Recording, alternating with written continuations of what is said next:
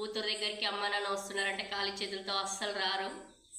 So అందుకని అమ్మ ఇవన్నీ తీసుకొని వచ్చింది. మెయిన్గా ఈ వీడియో తీయడానికి రీజన్ ఏంటంటే న్యాచురల్ వితౌట్ కెమికల్తో పండించిన పంటలు ఇవన్నీ, ఇంట్లో రసాయనాలు లేకుండా పండించిన పంటలు. ప్రజెంట్స్ జనరేషన్ ఎంత పొల్యూట్ అయిపోయిందంటే చాలా పొల్యూషన్ అయిపోయింది. సాధ్యమైనంత వరకు ఇట్లా న్యాచురల్గా కెమికల్స్ వాడకుండా న్యాచురల్గా పండించిన పంటలు తినడానికి ట్రై చేయండి.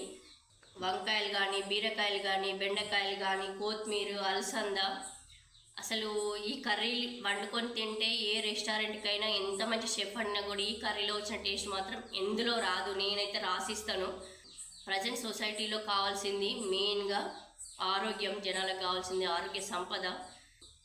ఫాస్ట్ జనరేషన్లో సంపాదించాలని హెల్త్ని నెగ్లెక్ట్ చేసుకుంటూ ఆస్తులు సంపాదించే పనిలో పడి బిజీగా ఫుడ్ తినక, కరెక్ట్ మెయింటెనెన్స్ లేక చాలామంది అనారోగ్యానికి గురవుతున్నారు.